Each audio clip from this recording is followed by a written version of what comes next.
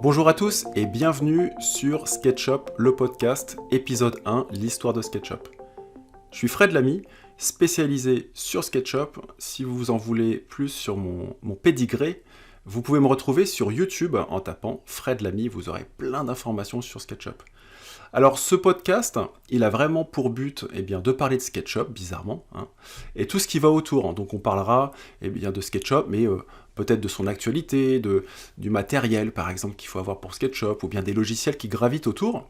Mais aujourd'hui, dans l'épisode numéro 1, on débute, et ce qui est sympa, c'est que pour ceux qui ne connaissent pas du tout le logiciel, on va expliquer un petit peu l'historique. Donc SketchUp, c'est quoi ? SketchUp, c'est un logiciel 3D que l'on peut aujourd'hui trouver sur Internet, le télécharger, l'acheter. Il y a même une version SketchUp Free qui permet d'utiliser le logiciel sur un navigateur. Donc ça donne accès à tout le monde à ce logiciel.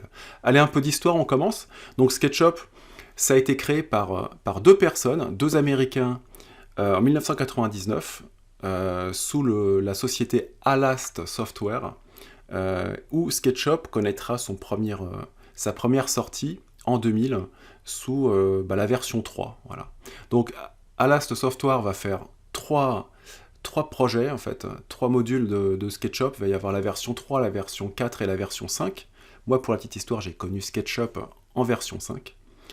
Et donc, pendant ces 3 ans, SketchUp va être mis à disposition de tout le monde, parce que c'est une version gratuite, donc tout le monde peut avoir accès à SketchUp.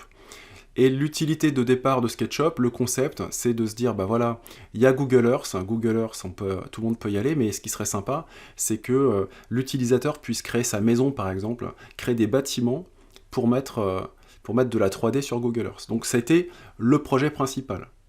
Puisque le logiciel était un petit peu en partenariat, entre guillemets, avec Google, Google rachète SketchUp en 2006, et donc ça devient Google SketchUp. Donc du coup, ça change de logo. Avant, on avait un petit crayon avec une feuille de papier.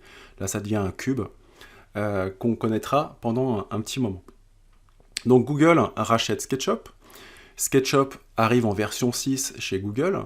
L'année d'après, ça passe en version 7, et Google rend le logiciel payant. Pourquoi il le rend payant ? Parce qu'il va développer notamment deux choses très intéressantes pour les professionnels. Déjà, il crée un logiciel qui s'appelle Layout, qui est intégré à SketchUp, qui permet d'imprimer et de faire de la mise à l'échelle.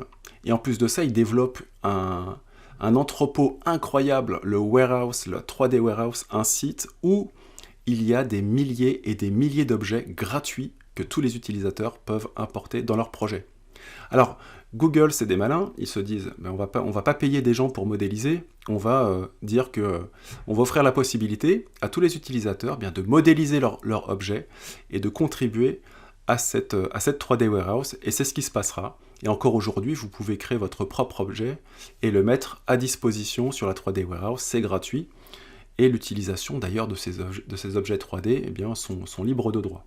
Donc Google va développer plusieurs versions de SketchUp jusqu'à 2012 où SketchUp va être acheté par une autre société qui s'appelle Trimble, et qui, à l'heure d'aujourd'hui où je fais mon podcast, cet épisode, c'est toujours Trimble qui gère SketchUp.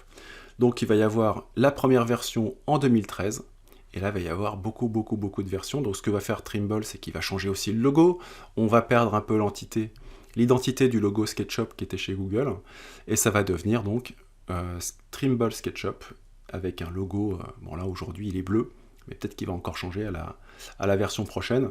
Donc ce que fait Trimble, c'est que il reprend le développement de SketchUp, il va rajouter notamment quelque chose qui n'était pas forcément au point avec Google, c'est qu'il va créer en fait un cloud, ce qui permet de stocker les fichiers en ligne.